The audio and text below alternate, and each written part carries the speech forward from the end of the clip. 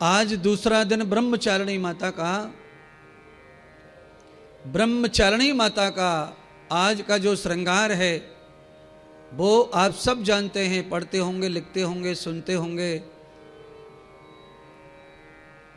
अच्छा, मुझे नहीं पता था कि ब्रह्मचारिणी माता का वस्त्र आज लाल है। मेरे सामने आ गया तो मैं तो पहन के आ गया, तो मेरा तो योग मामला जो है बैठ गया, बढ़िया हो गया। चलो, मुझे नहीं मालूम था कि उनका आज का वस्त्र लाल होगा, पर हो गया तो अच्छा है। अच्छा, मुझे ये भी नहीं मालूम था कि आज मैं भजन को गाऊंगा कि नहीं गाऊंगा, पर वो भी हो गया। भजन भी गाया गया है लाल वाला, वस्त्र भी लाल, और माँ का श्रृंगार भी लाल है आज। तो आज भजन में सारी बातें हमने श्रृंगार से जोड़ के भी भजन में गाई गई। तो कभी कभी योग भी बातें सब सही बैठ जाती हैं। जब समय अच्छा, बुद्धि अच्छी काम करती है तो फिर हमारे अनुष्ठान भी सही दिशा में जाते हैं, हमारा जप तप भी सही दिशा में जाता है। आइए, अब इसका महत्व क्या है।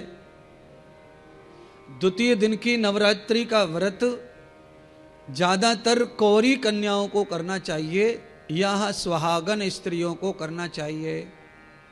वैसे सभी कर सकती हैं नवरात्रि व्रत, हर एक मनुष्य को अधिकार है नवरात्रि ब्रह्मचारिणी माता का व्रत का, पर विशेषतः सुहागन स्त्रियां करें, अधिक लाभ पाएंगी। और कोई कुंवारी कन्या भी करे तो वो भी अच्छा पति का वर्ण घर बैठे करेगी, उसके भी माँ बाप को अच्छे पति के लिए ज़्यादा भटकना नहीं पड़ेगा। ये व्रत का ये महत्तम है, ये फल है। ब्रह्मचारिणी माता का व्रत करने से कुंवारी कन्याओं को बलवान पति मिलता है, बुद्धिमान, आचरणवान, मर्यादावान पति की प्राप्ति होती है, और वो भी घर बैठे। उनको भी खोजना नहीं पड़ता, ढूंढना नहीं पड़ता, उन्हें घर बैठे ही वर्ण प्राप्त हो जाता है। माता पार्वती गौरा के रूप में खड़ी हो गई, ब्रह्मचारिणी माता पार्वती गौरा बन गई, और गौरा बन करके अपने घर लौटी, राजा हिमाचल के महल पहुंच गई। और राजा हिमाचल के महल पहुंचकर ही तत्काल नारद जी आमंत्रण लेकर पहुंच गए। महाराज वो पहुंची और पीछे से नारद जी पहुंच गए कि बात पक्की हो गई, मिठाई बांटो मिठाई, दूल्हा मिल गई दूल्हा।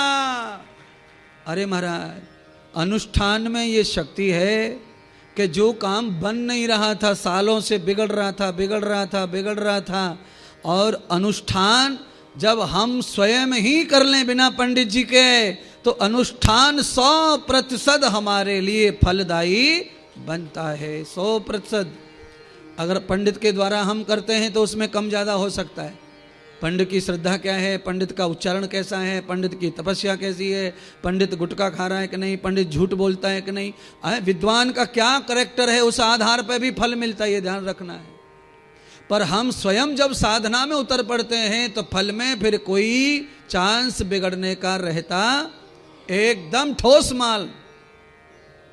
कहावत क्या है, स्वर्ग की कथा कितनी भी पंडित जी से सुनो, हमसे सुनो, पर स्वर्ग का दर्शन तो तभी होगा जब हम